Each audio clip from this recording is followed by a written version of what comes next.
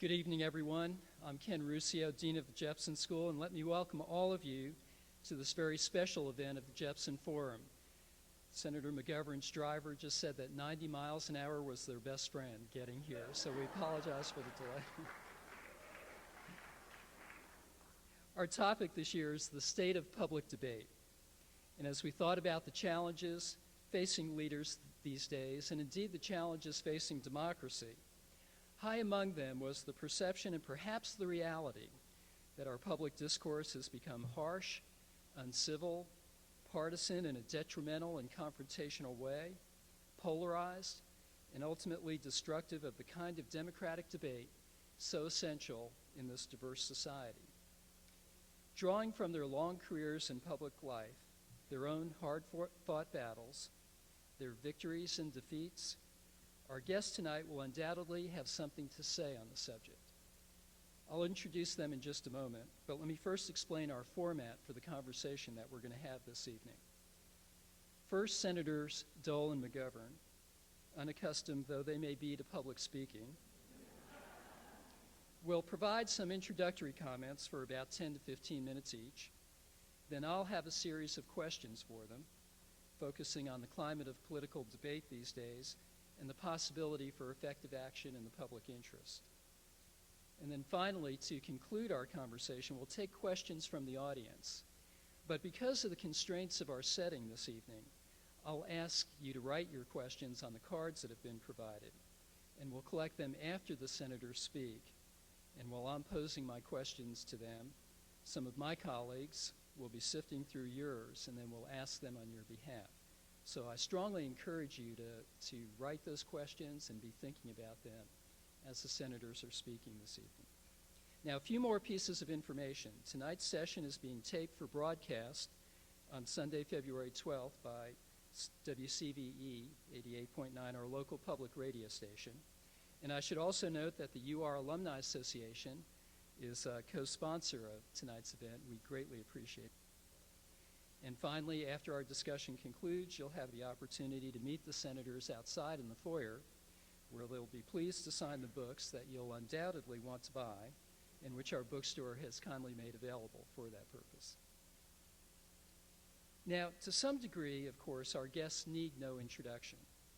Anyone who has not slept through the last 50 years of politics in America knows them well, and knows that they have much in common, that they also have a few things not in common, and that their paths have crossed many times throughout their careers, sometimes as adversaries and sometimes as allies. Both are highly decorated World War II veterans. Senator McGovern for his 35 missions flying over Europe, and Senator Dole for his bravery in Italy during the final days of the war when he was severely wounded. Both spent years in the world's greatest deliberative body, with Senator Dole achieving the position of majority leader and Senator McGovern making his name in the areas of foreign affairs and agriculture. Both received their party's nomination for president, McGovern in 1972 and Dole in 1996.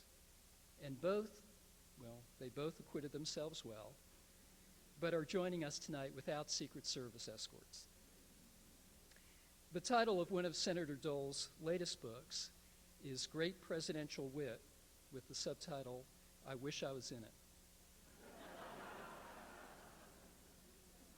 Then there are those differences. Senator McGovern was raised by two staunch Republican parents, while Senator Dole was raised by two firm Democrats. So go figure.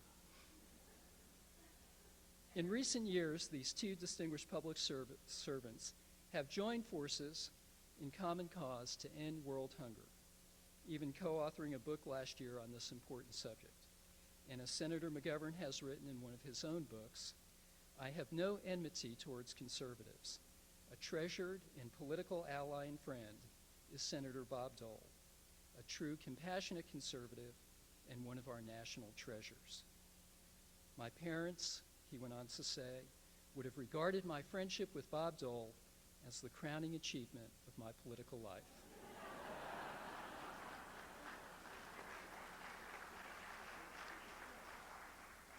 Please join me in welcoming both of these national treasures to the university.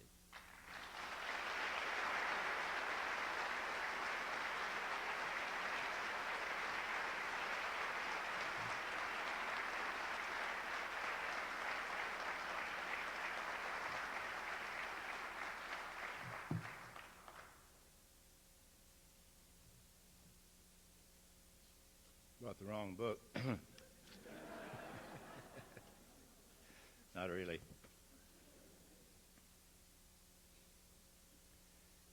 Well, I'm very happy to be here, and I know Senator McGovern is very happy to be here. His plane was late, and he missed a connection in Minneapolis, and just now walked in the door. So, George, welcome to Richmond. Had he not been here, I would have gone from this mic. Well, I would have covered all the bases. I could have been Bob Dole, and then I'd be George McGovern. So like this. Dean, thank you very much for those preliminary remarks, and we're not going to speak at length because we want to get into questions. And you did mention one book that I compiled. Actually, we compiled two. One was called Great Political Wit, Laughing Almost All the Way to the White House. And the other was Great Presidential Wit, and the subtitle was I Wish I Was in This Book. But I think in the first book, the best story is one you've probably heard, but I'll tell it anyway.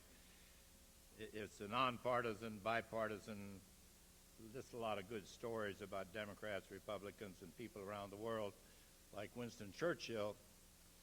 And he was having a big dinner one night in London, and Lady Astor was there, and after a while they got to arguing back and forth, and they were really going at it hot and heavy, and she finally turned to him and said, "Winston, if you were my husband, I would poison your coffee." He said, "If you were my wife, I would drink it." So, you know.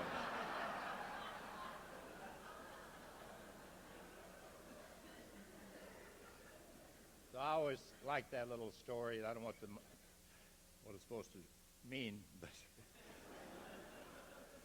if you don't drink coffee, you're all right. But in any event, so that became a bestseller for some reason, and so we started off in this other book, Great Presidential Wit, and we wanted to go way back to George Washington, way up to the present time, and pick out the top 10 presidents who had a sense of humor, who had the best sense, and then on down the line to number 10.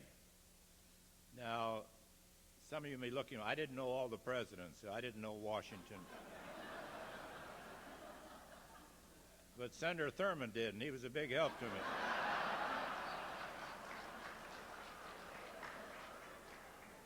He had been an intern for Jepson and met Washington a couple of times. But anyway, the three or four of us get together and we work on this book, and we go do a lot of research and try to put it together and try to come up with what we think are the top 10, sort of the Letterman top 10. And we ended up with Abraham Lincoln as number 1. And if you think about Lincoln and the Civil War, and he's a tragic-looking figure according to some, and he had all these personal disasters, tragedies in his family, I think he kind of used humor to get from one day to the next.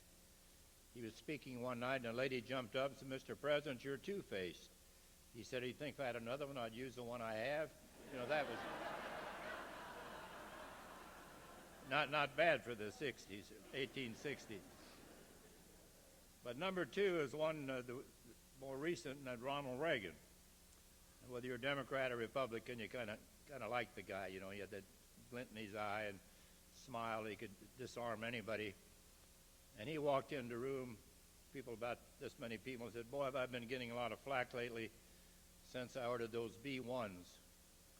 He said, "How was I to know they were airplanes?"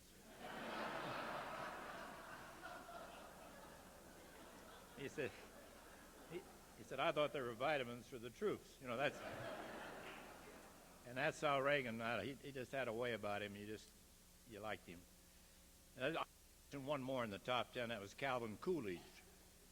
Anybody here remember Calvin Coolidge?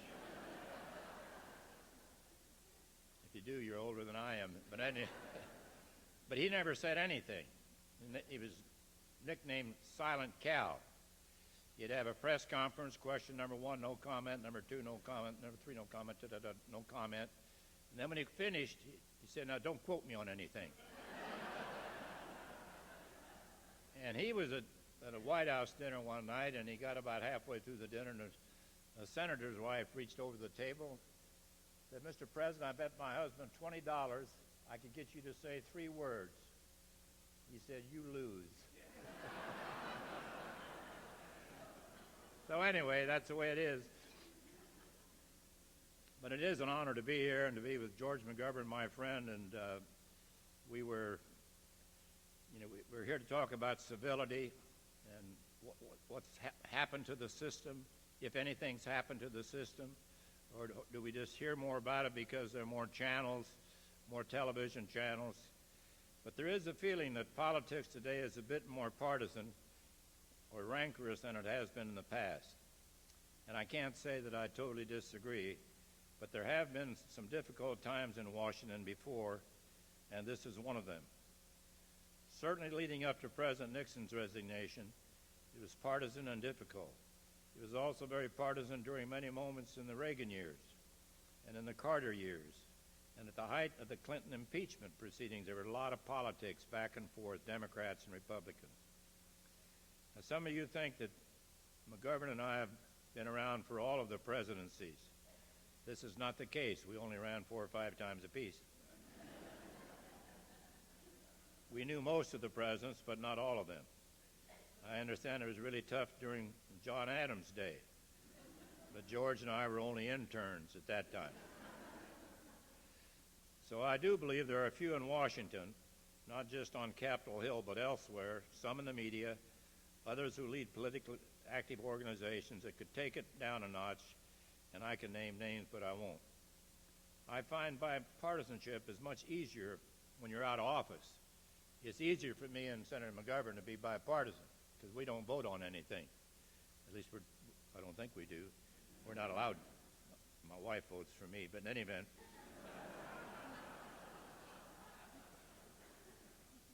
And we can disagree on issues, but it doesn't mean that we're enemies.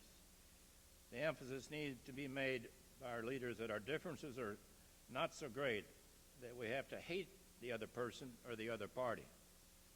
When I ran against President Clinton, I said he was my opponent, not my enemy.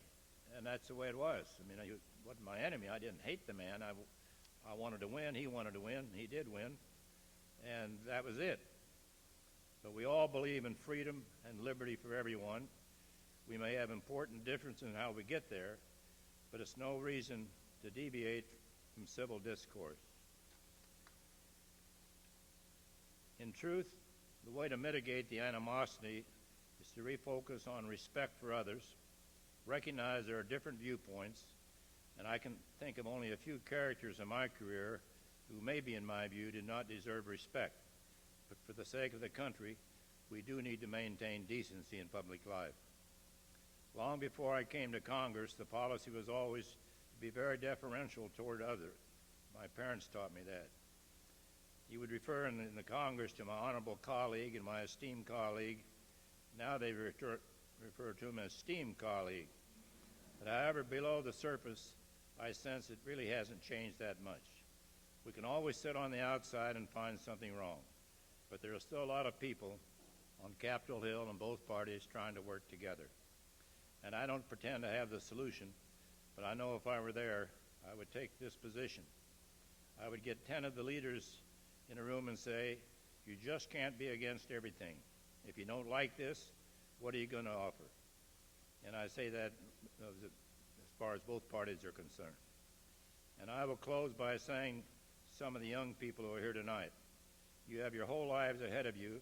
You're living at a great time, and you all do things with computers and technology that I will never understand. You also face challenges as a generation that you will need to rise up, just as George and my generation did 6 decades ago. And I would encourage you, above all, to live by basic values. I mean, values are important, and they don't age. Honesty and integrity and accountability, honor, duty, country, all the things we talk about. are important. None of us are perfect. We all make mistakes, but we always hope the next generation will do better. And I had the opportunity tonight to meet a number of young students at the university, and they're the future leaders. They're the future members of Congress or city council or labor leaders or CEOs in business or whatever it might be. And so they have a great responsibility. So we're here tonight to demonstrate that Republicans and Democrats, as I said, it's easier when you're out of office, but we got along pretty well when we were in office. And it's my pleasure to introduce my good friend, George McGovern.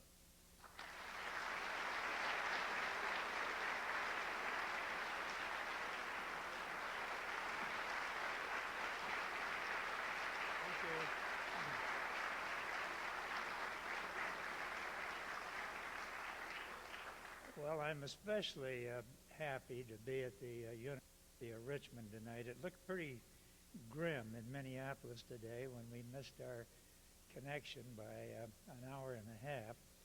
But thanks to the driving skill of one Chris, Chris who drove me here tonight, Chris Dorval, I'm going to return the favor to him.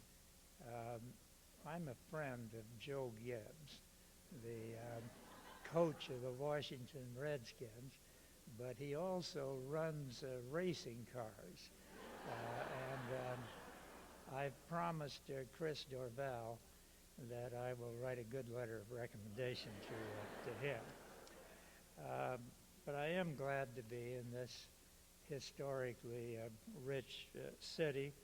My little hometown newspaper, the Mitchell Daily Republic, informed us in this morning's issue that February 6th is a historic date. It's the birth date of President Ronald Reagan that Bob has already mentioned. It was also on this same day, February 6th in 1895, when Babe Ruth was born in Baltimore, and today is Zsa Zsa Gabor's 89th birthday. So with that scholarly grounding in history, I will begin on the decline of civil discourse in American politics. Let me just say that at the outset, what a pleasure it always is to share the platform with my longtime colleague and treasured friend, Bob Dole, one of the most civil and admirable men in American politics. Do I think he is always right? Not on your life. Neither does he think I'm always right. He's a proud conservative Republican, as were my mother and father. I'm a proud liberal Democrat, as were Bob's parents. So much for the influence of parents. But Bob Dole has three qualities I admire, and you've already seen the first of those tonight, and that is a sparkling sense of humor. Bob has the capacity to see humor in everything from the White House to the wonder drug Viagra.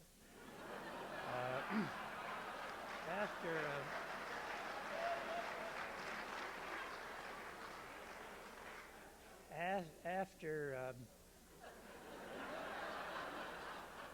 the late President Nixon, he says no free samples.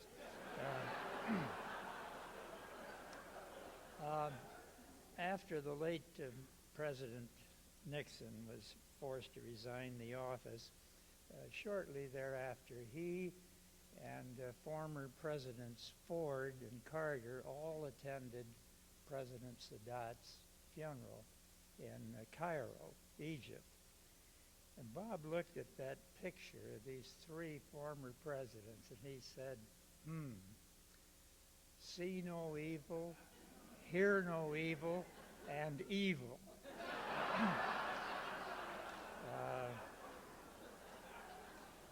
Now keep in mind, no mention of anyone's name. Bob is not a name caller. He's a civil tongue. Bob, I didn't always agree with the old Southern Democratic senators that you and I served with so long. But I think one of the things we have in common, we both enjoyed the jokes and the stories of these elderly Southern Democrats. As I said, we didn't always agree with them. In some respects, they were more conservative than either of us. But I remember one incident when the chairman of the Senate Banking Committee of this state, Willis Robertson, father of the television evangelist Pat Robertson,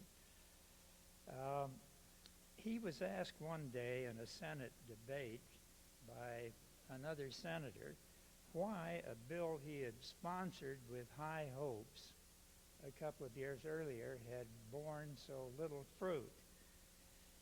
And Senator Robertson says, well, that reminds me of the old Georgia colonel during debate in the Georgia state legislature as to whether Georgia had the strength with the help of other southern states to defeat the Union forces. And the colonel finished a fiery speech by saying, we can beat those damn Yankees with corn stalks.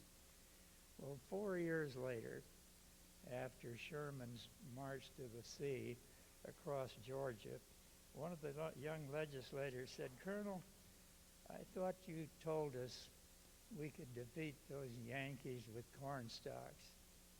Senator Robertson tells the story. The colonel looked at him for a moment. He says, the damn Yankees wouldn't fight with corn stalks.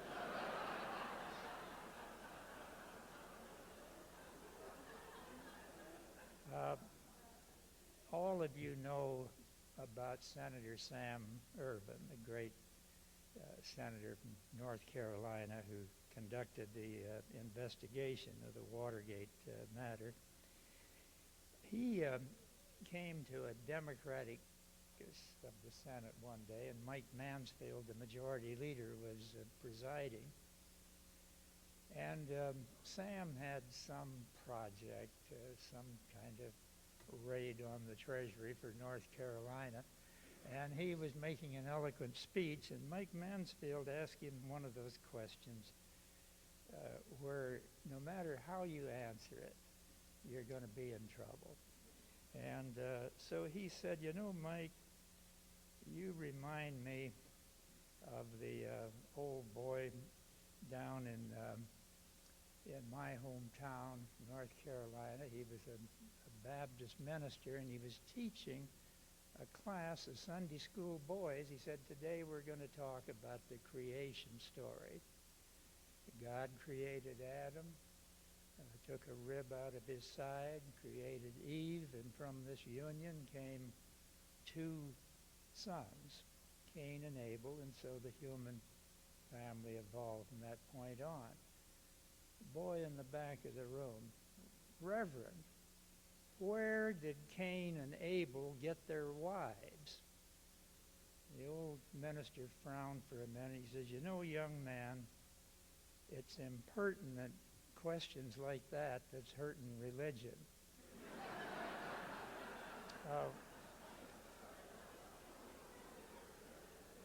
I could go on with lots of other stories. I think it's possible to have a civil discourse with somebody without a sense of humor, but sure a whale of a lot of energy, a lot easier to do it with somebody like Bob, who not only sees the humorous side of much of the human condition, but is also capable of poking fun at himself.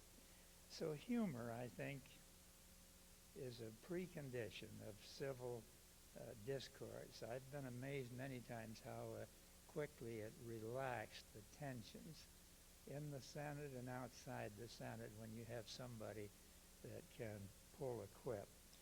The second foundation stone, as I see it, of civil discourse is also something that Bob Dole has in great abundance, and that is the willingness to stand by your convictions, even when the wind may be blowing in the other direction.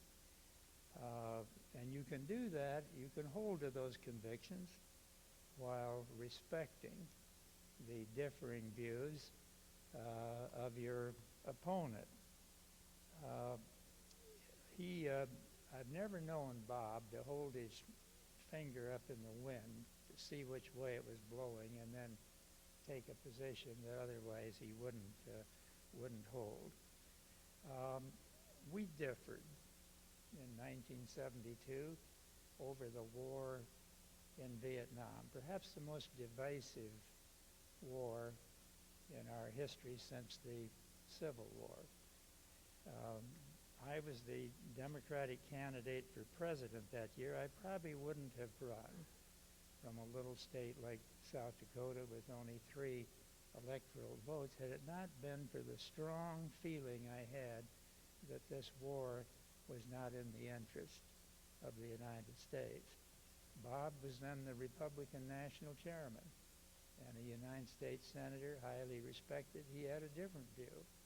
I never once attributed anything other than sincerity and conviction to Bob. And let me say this to you. He was tempted many times by some of the people around him to imply that there was something wrong with my loyalty and my patriotism, that I wasn't willing to support the war in Vietnam. Let me be clear on one thing. I never once criticized an American soldier who fought in that war. They were just as brave and just as committed as they were in any war we've ever fought. And they fought well, as American soldiers always done, but not once did Bob Dole ever imply there was anything other than sincerity behind my convictions, even though he disagreed with them. The other thing I want to say about that is that, like Bob, I haven't hesitated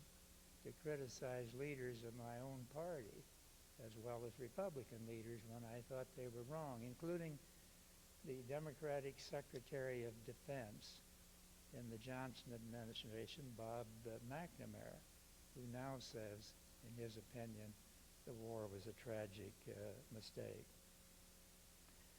Bob was in Italy during World War II, as I was. I was flying bombing missions over Nazi Germany. He was with the American Army Ski Patrol and was savagely wounded in that conflict while trying to take care of his own men. The war for me and other people in Europe ended on May 8, 1945, not for Bob. He was in hospitals for the next 3.5 years fighting for his life, still doesn't have much use of his right arm. So I admire that kind of integrity, and I'm glad to say that Bob's had some kind words to say about me, which I treasure.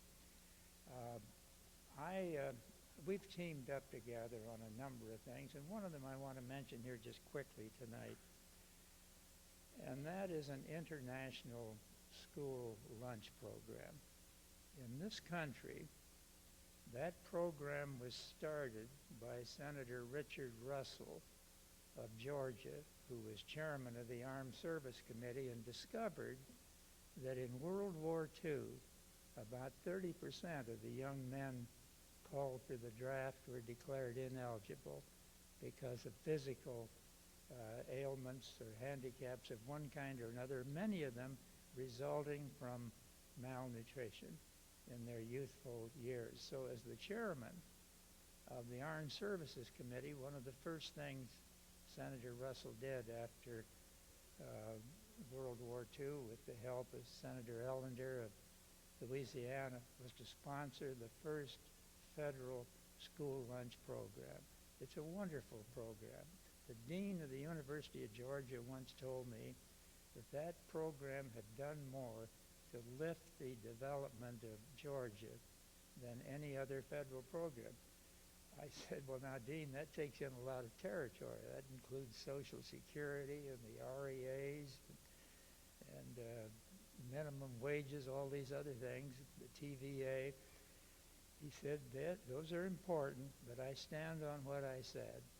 As we enriched the nutritional health of the young people growing up in this state, it took on a whole new face in stimulating the development of Georgia's. How do you think we produce these winning football teams down here in the South all the time? So when I got the idea here a few years ago that we ought to persuade the United Nations, that the United States in the lead, to create an international school lunch program for the 300 million school-age kids now getting nothing to eat during the school day in Asia, Africa, Latin America, parts of the Middle East.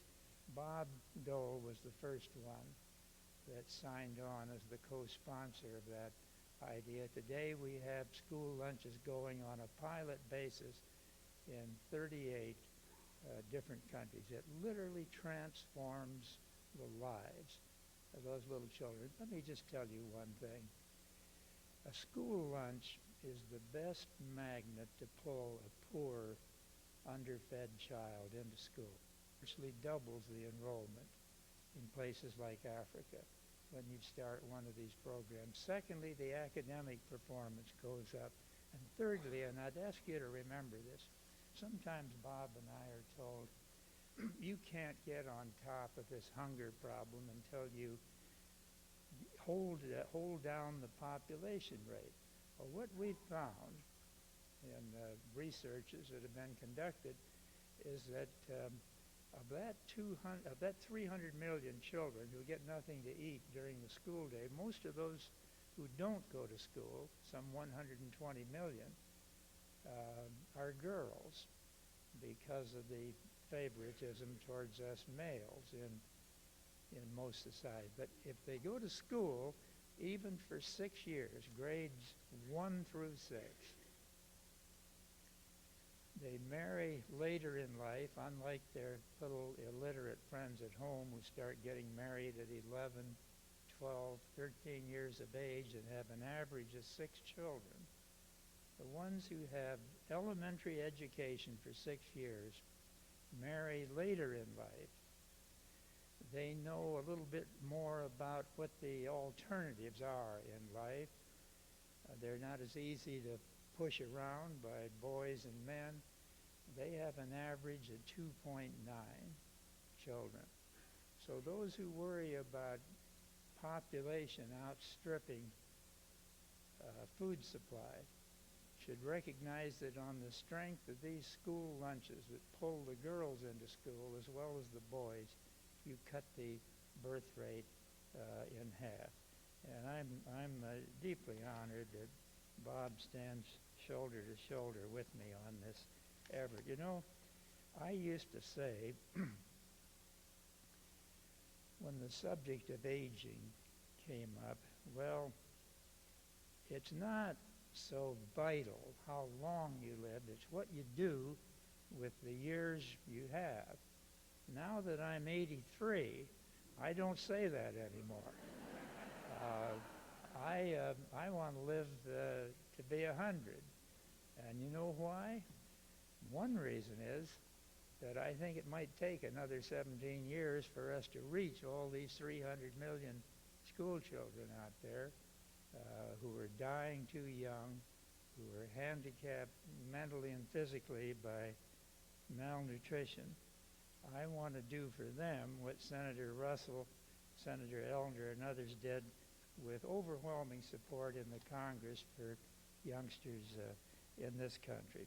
So that's the second thing that I admire about Bob, is that he stands up for things like that. He's a conservative, but as I tell people all over this country, he's a genuine, compassionate conservative. If you lay in a hospital for 3.5 years fighting for your life, you're going to be a little more compassionate to other people that have trouble. So I salute you again on that, Bob. The third thing, and I'm just going to say this in one sentence because I'm taking too much time. I think to have a real civil discourse in this country, you have to have people on both sides of the major issues who honestly try to put the national interest first, to try to do what is in the public interest, not in the interest of some special group with a lot of money and favors to give away. I think Abraham Lincoln, if I could talk about him in conclusion, maybe stated some of these things about civil discourse the best. As the Civil War ground to a bloody conclusion, here's what he said in his second inaugural. Neither party, meaning neither North nor South, expected the war of this magnitude or duration.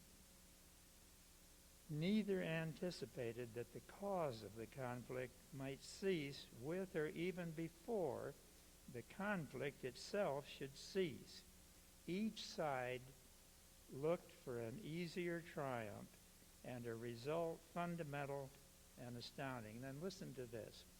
Both sides read the same Bible and prayed to the same God, and each invokes his aid against the other.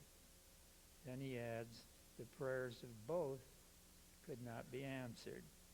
That of neither has been answered fully, but the Almighty has his own purposes. And then in his first inaugural, as the war clouds were beginning, Lincoln said this, we are not enemies, but friends. We must not be enemies. Though passion may have strained it, it must not break our bonds of affection.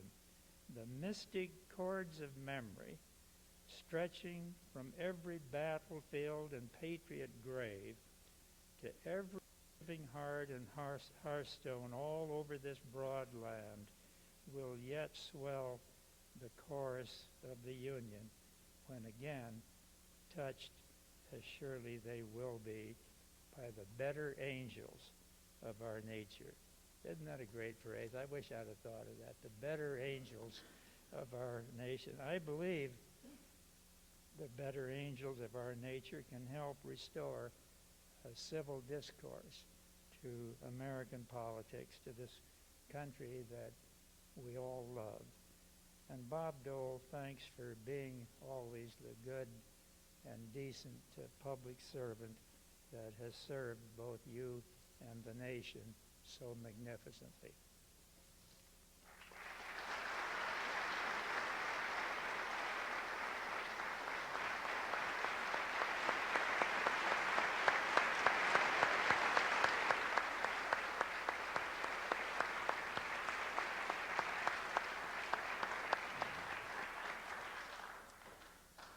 Well, now's the time for all of you to begin writing your questions if you haven't already, and I'll wait about a minute or two before we ask some of our students in the back to come by and collect them. So let me pose the first question to our two guests this evening, and then we'll take a minute and collect them, and I'll ask a few more questions, and then we'll get right to your questions.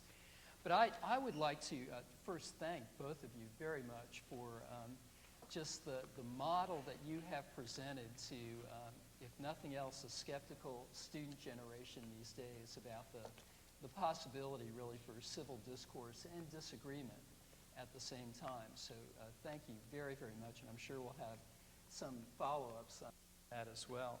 I would like to start, though, by asking both of you maybe to reflect on a couple of things that you have been a part of in history. And you both mentioned the 1972 campaign, which was I think by most measures, a very, very divisive time in our country and a very polarized time. And I guess I would like to hear both of you maybe reflect upon how that was different, if it was different, from the sense of polarization and partisanship that we feel today. Can you compare those two times? 72 and... 72 and today. More divisive, less divisive, divisive in a different way? I think maybe divisive in a different way, and George would know better because he was right out in the firing line. But, as I said in my preliminary remarks, I've been out of the Senate now almost 10 years. Senator McGovern been out longer than that. And it's pretty hard for us to sit in judgment of what's happening today. It seems to be more rancorous. There seems to be more 24/7 politics, everything politics, whether it's judge nominations or whatever it might be. And I think there's some fault in both parties. But I don't think it's nearly as bad as it was in 1972, in a different way. Now, George would know more specifically. I do think the Vietnam War was probably as divisive as anything that has happened in this country, at least during the years that I've been in politics. And that campaign of 72 produced the Watergate cover-up, which may or may not be more serious than some of the things that have happened since then. I do think the House and the Senate reached the right bipartisan conclusion in asking President Nixon to step down. But I will say this about Nixon. His administration was not entirely a failure. He opened the doors to China, which no previous president had done. He established a policy of peaceful coexistence with the Russians. It was called détente, which was a remarkable achievement. He started the Environmental Protection Agency, and he signed all those food assistance bills that Bob and I kept sending over to the White House. We doubled the food stamp program. I say we, it was a bipartisan effort, and it came out of our committee. It got to the point where when senators would come to the floor and ask what the vote was, they'd say, well, it's the Dole-McGovern amendment, or the McGovern-Dole amendment, as we say in South Dakota. Once they heard that combination, it was just almost automatically going to pass. So we virtually doubled the school lunch program. We started the WIC program, stands for Women, Infants, and Children, low-income pregnant and nursing mothers and their infants through the age of 5. So even at that time, with the turmoil over Watergate, first the resignation of Vice President Agnew and then President Nixon, nonetheless, a lot of national business got done. I'm a little more concerned about the situation we're in today. Just to keep all of these things somewhat in perspective, I'm an old history teacher. I won't give you any more Zsa Gabor references, but this business of lambasting your opponent, even underhanded jabs, is nothing new in American politics. In 1800, there was a bitterly fought presidential race between President John Adams, the conservative Federalist, and Thomas Jefferson, the more liberal candidate in what was then called the Republican Party. But that campaign really hit a I think almost an all-time low. The Federalists accused Jefferson, who's always been one of my heroes, as an atheist. They said that if he were elected, he would confiscate the Bibles in the country. and numerous old people were hiding their Bibles in the well or under the mattress. One Federalist orator was too much even for this Federalist candidate, John Adams. He said, "With Jefferson in the White House, French armies will march in the streets of America." That was too much for John Adams, even though it was supposed to be helping him. Bob knows that sometimes your friends think they're helping you when they're digging your grave. But in any event, in that particular situation, John Adams exploded. He said, "Look, I no more expect to see a French army in America with or without Jefferson than I do in heaven." And so we've had some pretty tough punches going on in American politics for a long time. Well, The follow on there, George mentioned Watergate, just in passing, and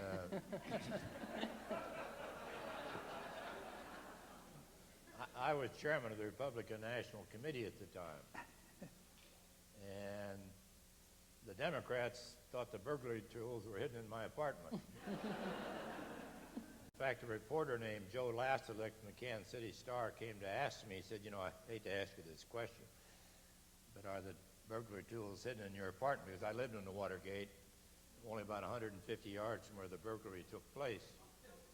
And I said, "No, Joe, that was my night off. I was on a job in Chicago."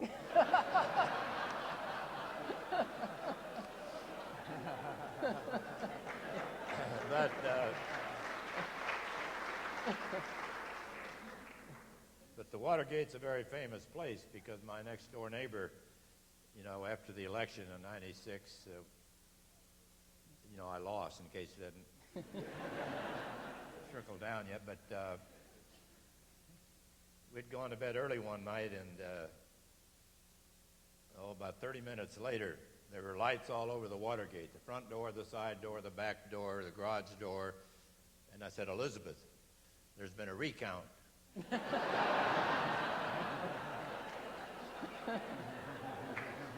But it turned out they discovered that Monica Lewinsky lived right next door to us in the Watergate. And I must confess, I never realized all the potential for excitement right there in the neighborhood.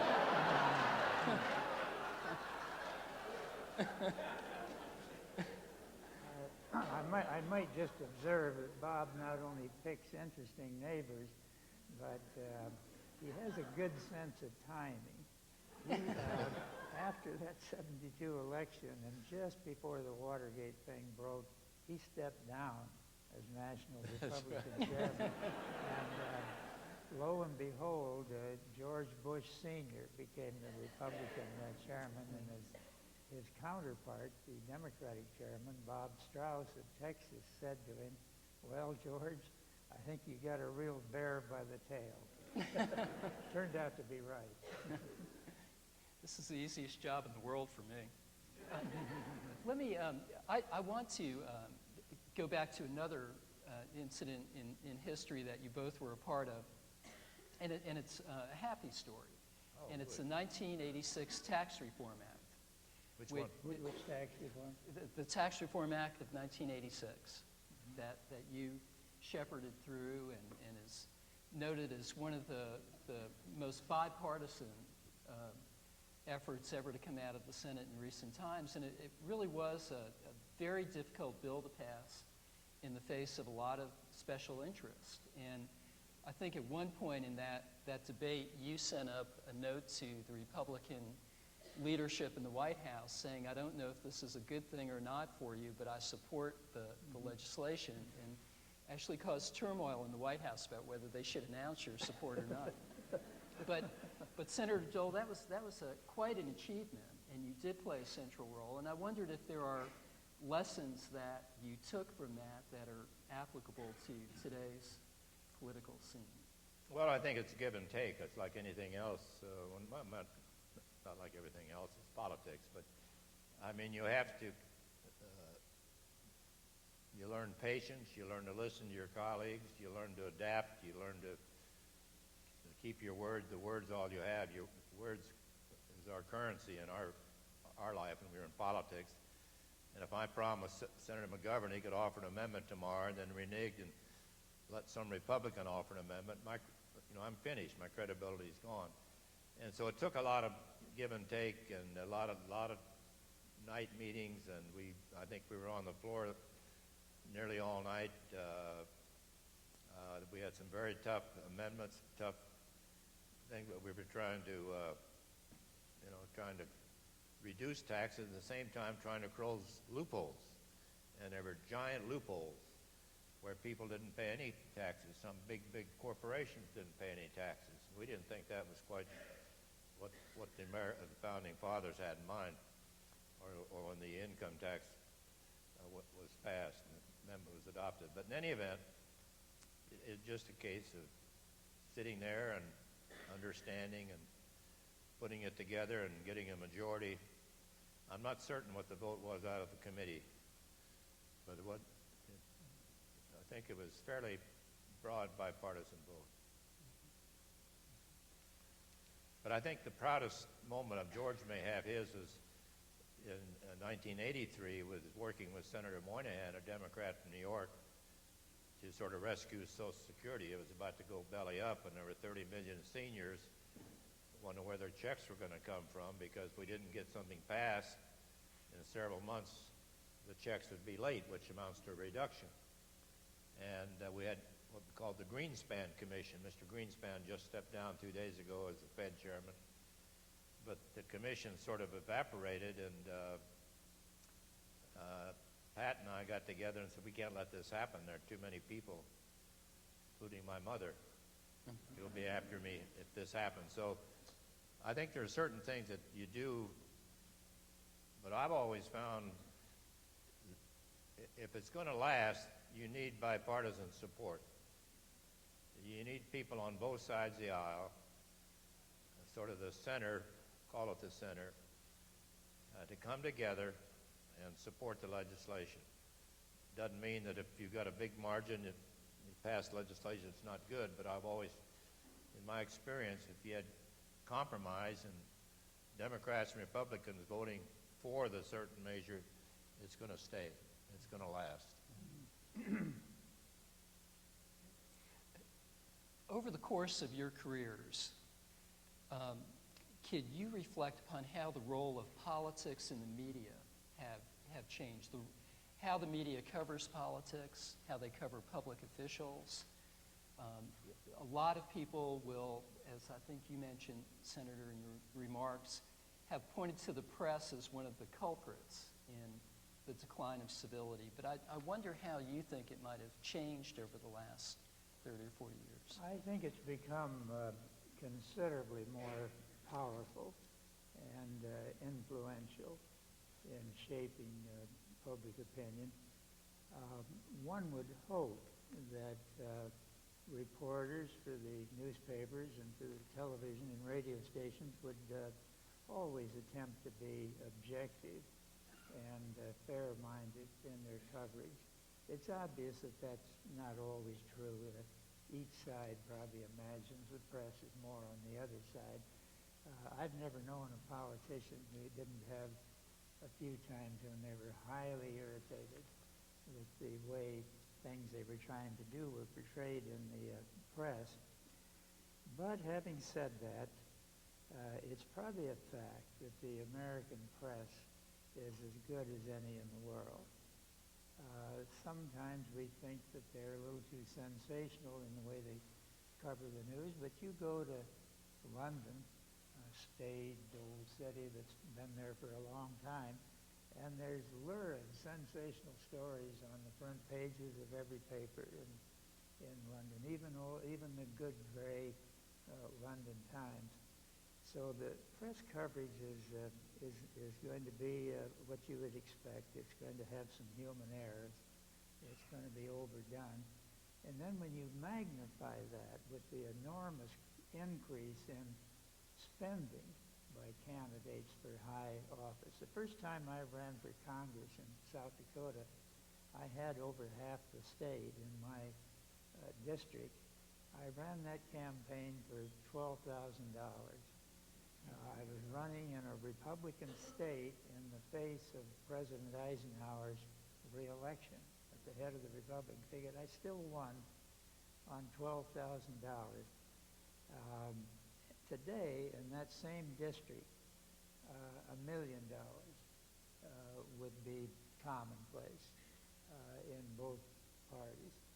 Tom Daschle, formerly Bob's counterpart, as leader in the Senate, was defeated in South Dakota in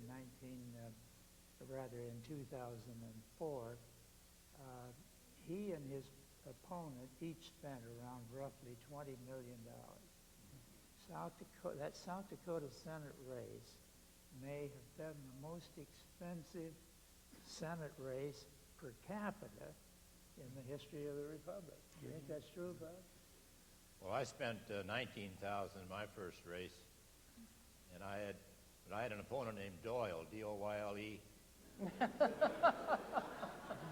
And a lot of people didn't know Dole or Doyle, either one. So I served Dole pineapple juice all over the district.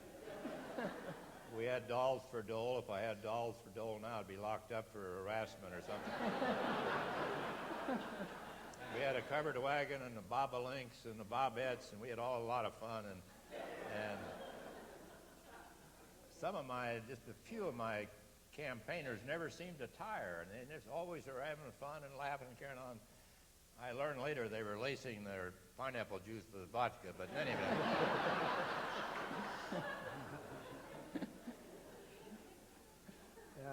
This mention by Bob of the Dole and Doyle race reminds me of my first election to the United States Senate.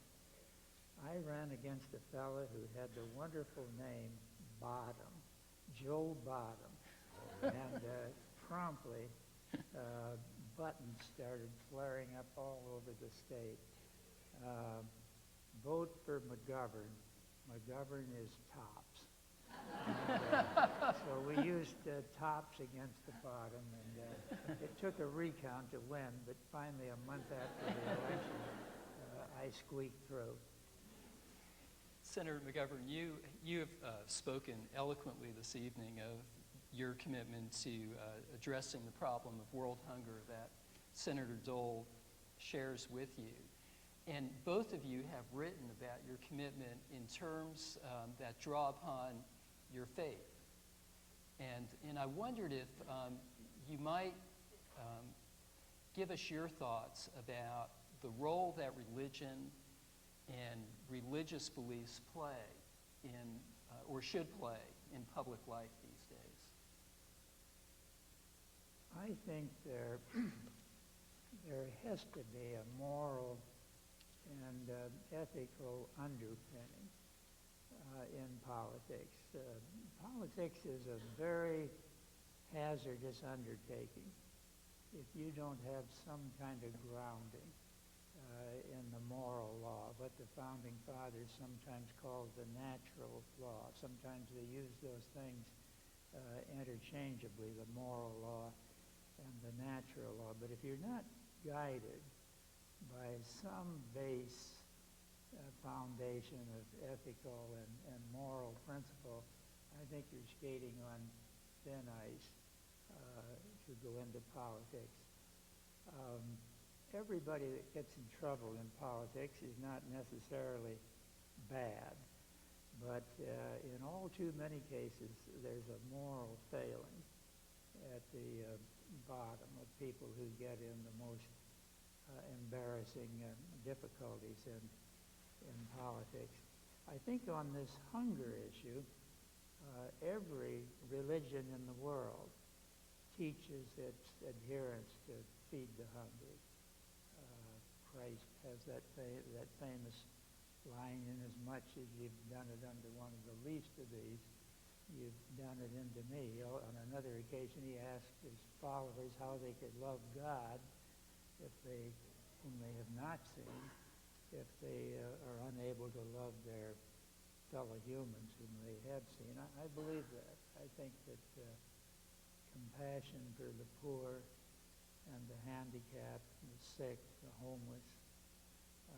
The way so many people around the world live is an important part of our political life. If I could just tell one little story about how I first got interested in this hunger issue that has stayed with me ever since. It was in World War II.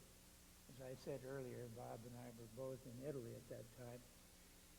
I came in on a troop ship into Naples Harbor one beautiful summer day in the summer of 1945 and 1944.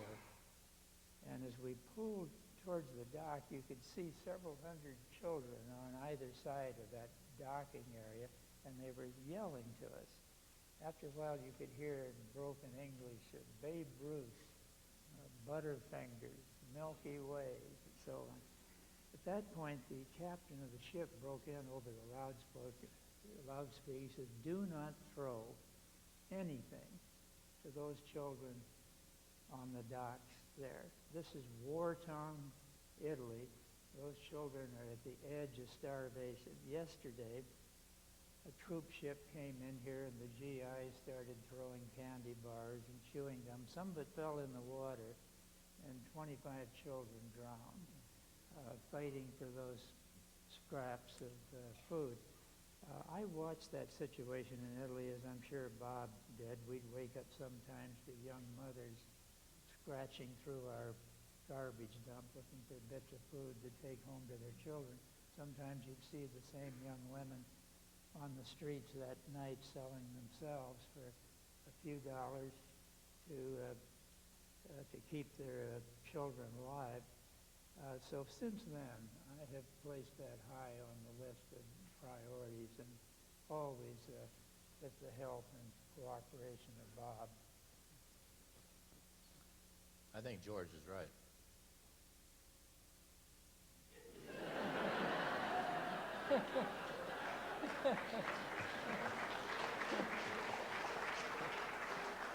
I mean, you just have to make that distinction between what's political and what's, when you step over the line.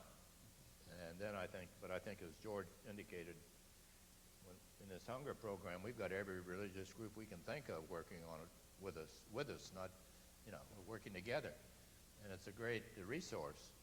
So I think I think it can be abused.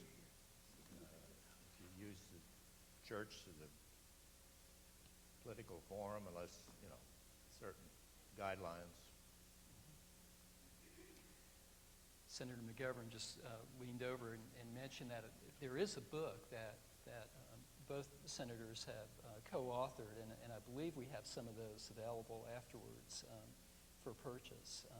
I'm going to reserve for myself the very last question of the evening, but I think what we'll do now is turn to my two colleagues, Tom Wren and Doug Hicks, who have gone through some of your questions and see what's on your mind. So, Doug, if you would like to pose Give us a multiple choice. Multiple choice. We have several true false, I believe. Senator Dole, Senator McGovern, thank you very much. These are definitely essay questions. I'll just start with a question on the Senate confirmation hearings of the Supreme Court justices. We have a number of those. Has the Senate behaved appropriately in the recent Supreme Court nominees' hearings?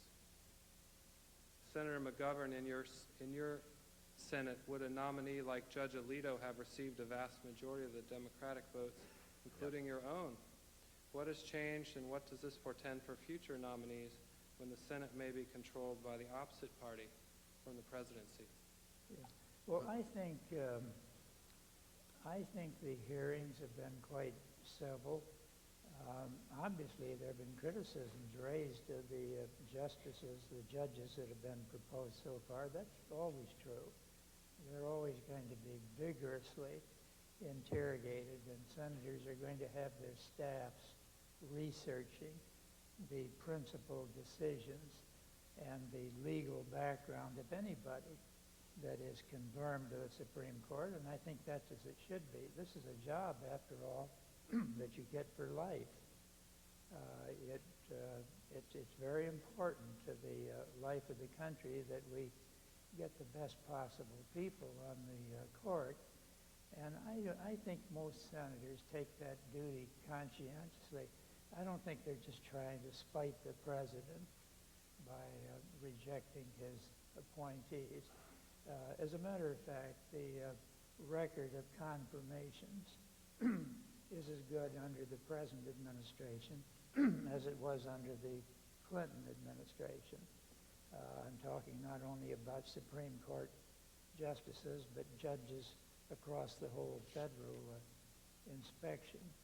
We are a tripartite system of government, executive, legislative, and judiciary, and the only ones that are for life are the federal judges. So I think it's important that they be vigorously examined by the Senate. The president has the right to appoint, to nominate.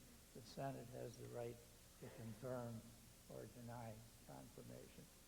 I think very quickly, I think therein lies what we're here talking about. It means that everything political all the time. I was a Republican leader for 12 years, and when Justice Ginsburg was nominated by President Clinton, he calls me up and says, you know, Bob, I'm going to send up Justice Ginsburg, or she wasn't Justice then, Mrs. Ginsburg. And I said, well, you're the president. You have that right. I don't agree with her philosophy, but we'll try to expedite it. We did expedite it. There was no talk of a filibuster. She received 98 votes, 98 to 2. So then he calls me a little later and says, I want to send up Justice Breyer, who'd worked for Ted Kennedy, which gives you a hint of his politics. And I said, well, you know, I know Mr. Breyer. He's a very fine man. I said, I know he's very liberal philosophy, but, you know, again, you're the president. You make the nominations, and it's our duty to advise and consent, not to filibuster or try to do all these other things, make your wife cry and things like that. But so we did that one, and the vote was 96 to 2. I think it was 96 to 2. And I think maybe George and I and maybe some other old graybeards, you know, need to figure out some way we can help Democrats and Republicans now. I mean, it's just too much politics. That's the one fault I find with it. Everything is up for grabs. Everything is political. Everything is like a jump ball. And it shouldn't be that way. I mean, in the Alito nomination, he was got the highest rating you can get from the American Bar Association, well qualified, the highest rating you can get from lawyers. We generally don't rate Republican nominees too high, but he was well qualified. And I thought he should have had many more votes, and I believe if Senator McGovern had been there, had this happened when we were in the Senate, no question about it, I think the vote would have probably been unanimous. If anybody here want to be a judge, well, let me know.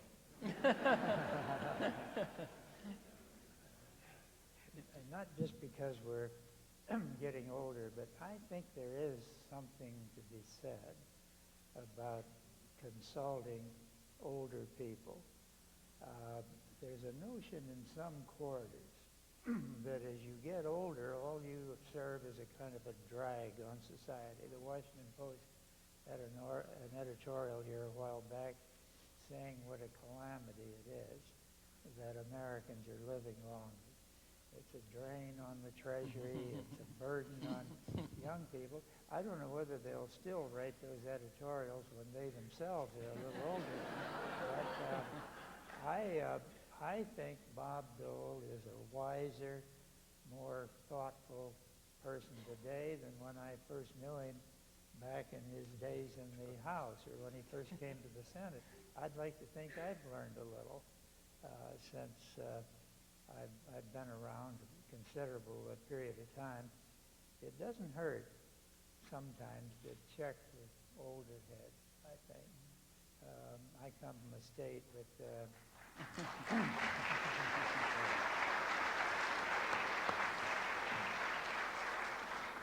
we're we're speaking here now as two people that didn't follow the lead of our parents, but we did pick up a sense of the importance of decency and morality and tolerance to the other point of view.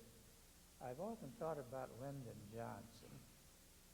All the while he was in the Senate as majority leader and in other roles, he knew that he was limited in his knowledge of foreign affairs. He was a genius on domestic politics, put through one measure after another, more effective than his predecessor, John Kennedy. But when it came to foreign policy, he was uncertain. So when he was in the Senate, he would talk to Senator Fulbright, the chairman of the Senate Foreign Relations Committee, or Senator Mansfield, a Montana former professor of American history. Or he'd talk to George Aiken, the old Republican senator from Vermont. But when he got down there to the White House, he inherited this young White House staff, these brain trusters from Harvard and Yale and Michigan and elsewhere, and they led him down the path on foreign policy. I've always wished that he had gone to Mike Mansfield, his old friend, and George Aiken, and Senator Fulbright, Senator Greening, Senator Morris. We might not have thrown our army into that jungle in Southeast Asia. And here again in this Iraq war, I don't know what you folks think about it, but I wish that President Bush had talked to his father before he sent the American army into Iraq. I wish he'd talked to Jim Baker, his father's Secretary of State, or to General Scowcroft, his father's National Security Advisor. I don't know what they would have said, but I have good reason to think they wouldn't have encouraged the sending of the American army into that Arabian desert. But those are just some of the things that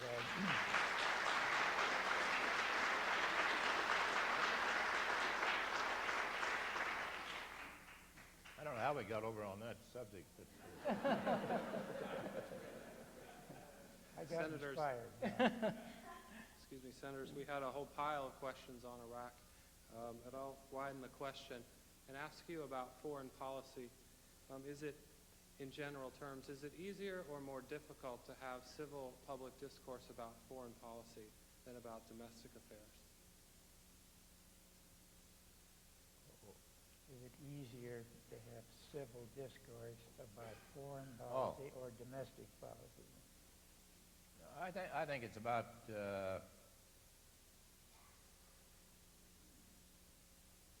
I think it's about the same. I mean, it's different. I mean, you're talking about different things, but you can have very sharp differences on foreign policy debate as much as you can have on whether it's food stamps or Medicare Part D, which we ought to talk about tonight. Maybe a few people eligible here, but or will be before we finish.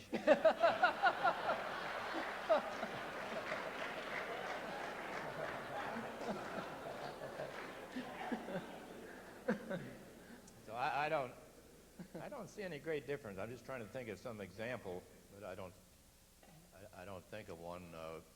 Vietnam foreign policy, the debate couldn't have been any more divisive, bitter debate. I mean, Senator McGovern knows he was on one side, I was on the other side, but he even talked me into voting for one of his amendments, the Cooper Church. I was supposed to oppose it, but I ended up voting for it. And then I heard from the Nixon White House right away. But anyway, I think they're about the same. You know, we went through a period of time right after World War II when we had what was called the bipartisan foreign policy. And the theory there was that politics should stop at the water's edge. I'm not sure that's right.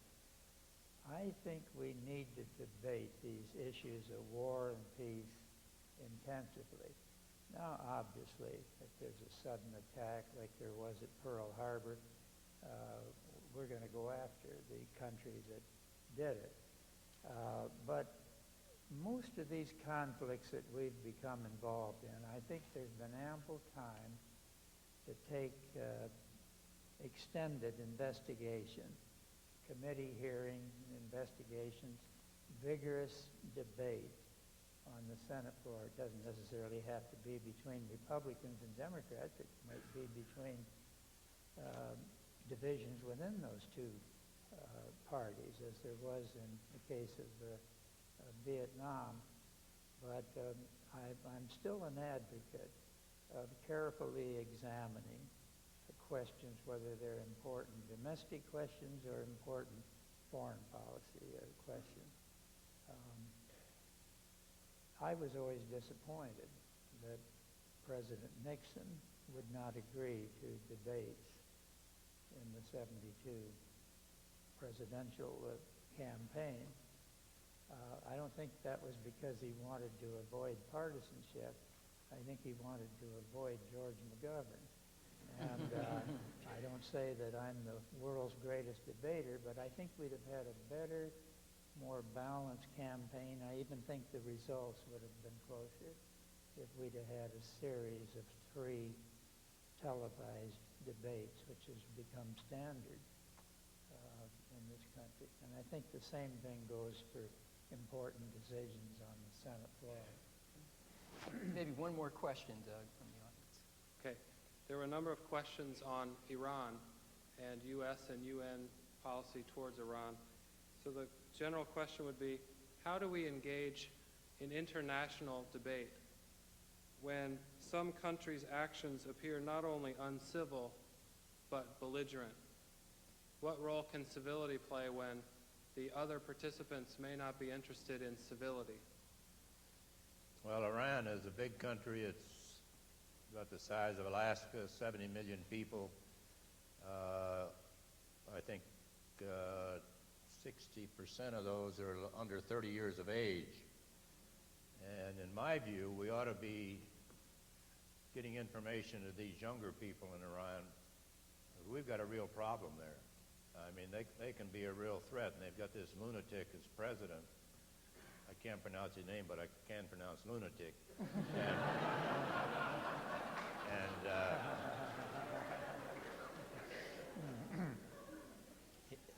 He's already started up their nuclear plans again, but again, we're going to toss it over to the Security Council. But the question is, when it gets there, will China and Russia, cooperate so we can maybe impose sanctions or do something?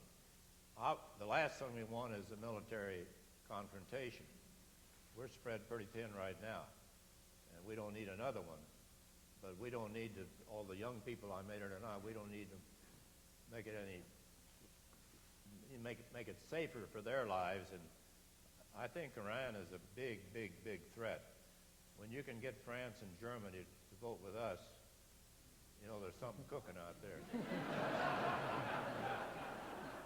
I mean, I was so pleased I started drinking French water again.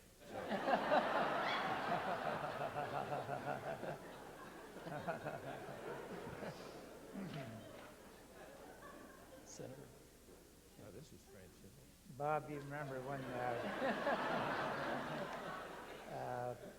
you remember when the French wouldn't help us on the war on terror, that the House of Representatives voted to take French fries off the dining room menu over there. I worried about that. I asked if next we'd have to tear down the Statue of Liberty, which the French give us, even give up the French kiss, which would have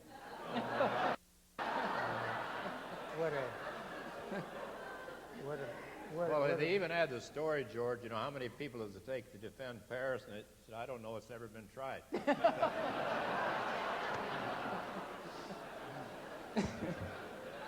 Well, I think on the I think on the question on Iran, it is a serious matter. I wonder if it wasn't a mistake for the president, who doubtless was doing what he thought was best, to early in his administration put Iraq, Iran, and North Korea on the list of the axis of evil.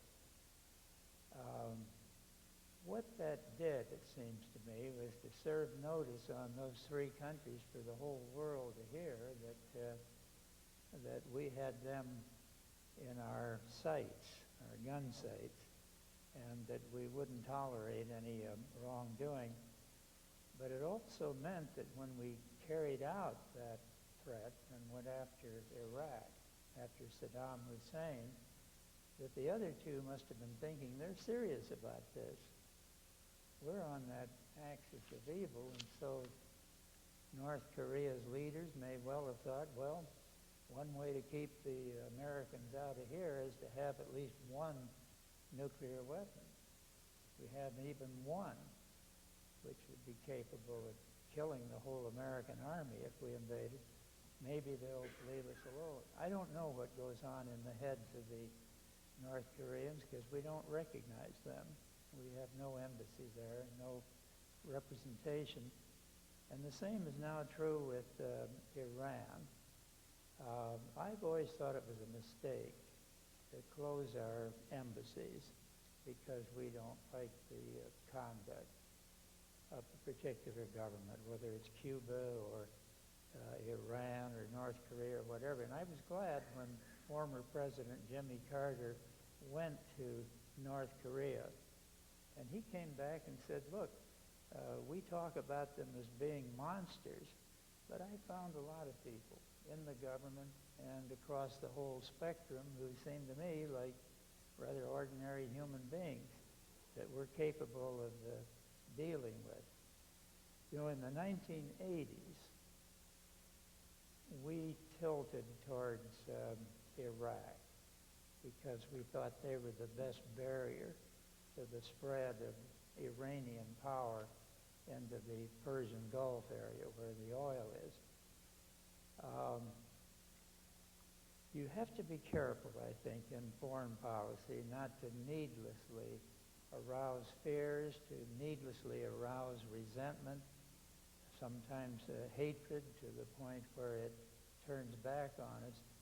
So I think we ought to not be too quick to invoke sanctions on Iran or to refuse to talk to them on a one-on-one basis. I know we try to talk them through the British and the French, sometimes the Russians, but it might be in our self-interest as a nation to keep the lines of communication open even to countries that we're afraid of. It's just possible that you might get a breakthrough. I think that's what President Nixon did when he went to communist China and opened up the doors. Nobody now thinks China's going to go to war with the United States. They might take our trade away from us, but I don't think we really expect that they're any longer a military superpower bent on the destruction of the United States. And the same with Russia. There again, President Nixon, perhaps better than any other president since Roosevelt, kept the doors open to Russia. So I have come down on the side of caution about the measures we take against countries that we're either afraid of or worried about what they might do in the future. We need to be well prepared, of course, that goes without saying. Anyway, thanks for all these good questions. Okay. Could I just say I don't agree with that? Okay.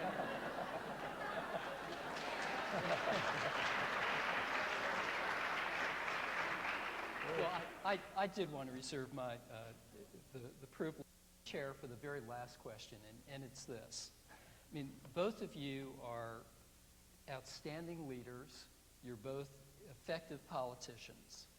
What do you say to young people today who say that in order to be a good leader, you can't be a good politician, and that good politicians cannot be good leaders. Well, to pick up on what Bob just said, I disagree with that. I can't be a good leader and be a good politician.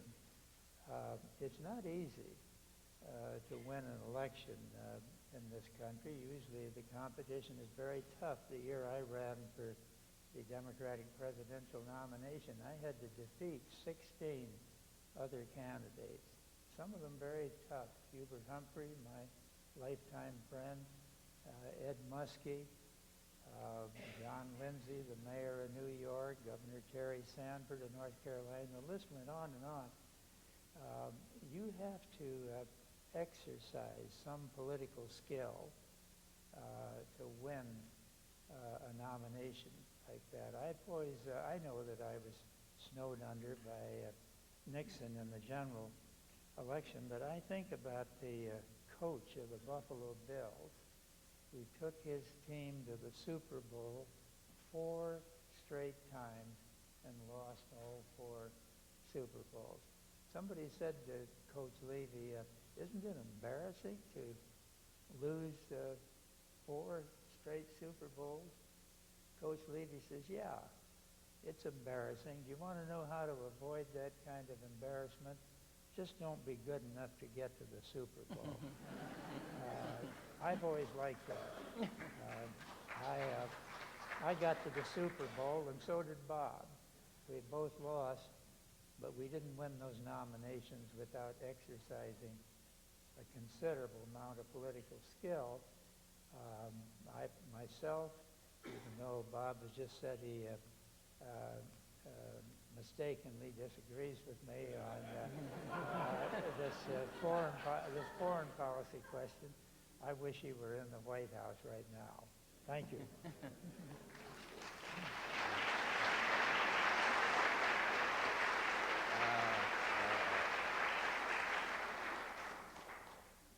First, I want to say hello to Elizabeth Carter. Is she here?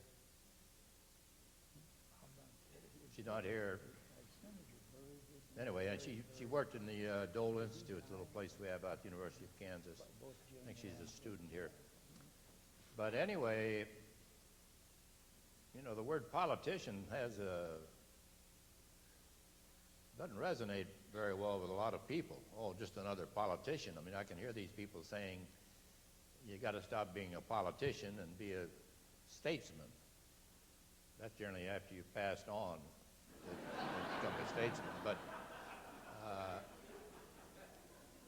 I think you really have to, the one thing you have to be able to do in politics is to listen.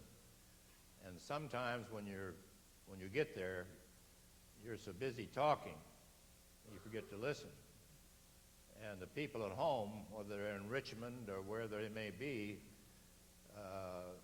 might like to talk to you. I always discerned that every election year, my hearing improved. I heard these voices in Kansas that I hadn't heard for 6 years. And I'm certain that's true with others.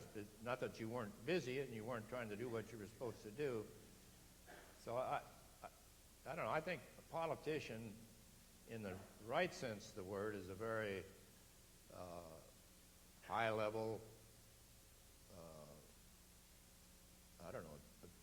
attractive in a sense, goal for a young person. Get in a campaign, get into somebody's campaign, running for city council or Congress or whatever. You meet a lot of great people. You may not all agree with you on everything, but you meet a lot of nice people. And I remember running for president, I can't remember which time. I think it was W.C. Field said, try again, then give up. No use making a damn fool of yourself. But I think all during that campaign, I only had, maybe George should say the same, only I think 2 people wouldn't shake hands with me. You know, the people they were just that strong on the other side. They didn't want any to even touch a Republican. And but anyway, I wonder if I could ask, are there any World War II veterans here? Would you please stand so we give you a nice round of applause, you guys?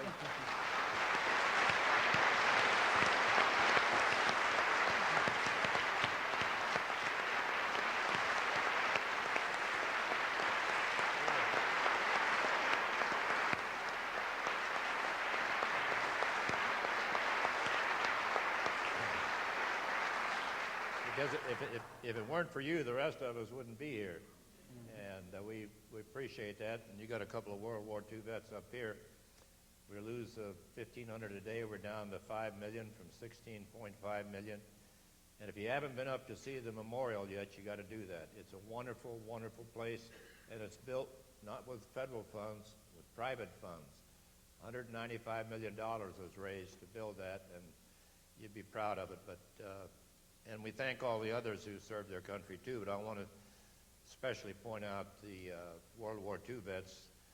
We were called the greatest generation. Now we sort of the disappearing generation. And the greatest generation are the young men fighting for us over in Afghanistan and Iraq. They're the greatest generation today.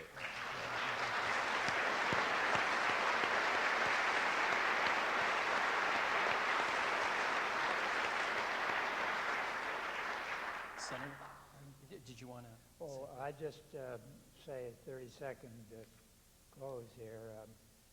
I think young people should recognize that if it's properly conducted, a career in politics, in government, can be one of our noblest professions. I honestly believe that. I thought for a while I might follow my father into the clergy. I think it probably was a break both for the Methodist Church and for me that I didn't do that. But I was a college professor for a while. I've done other things. In fact, I've been very lucky. I've never had a job since my teenage years that I didn't enjoy. So I've been very fortunate, none more so than the long years I've spent in politics. So don't let anybody discourage you. If you have ambitions to either run for office or to go into the civil service or the foreign service or whatever it is, give it a try. You may not make it, but you'll never know if you don't try. It's a dream worth pursuing, I think.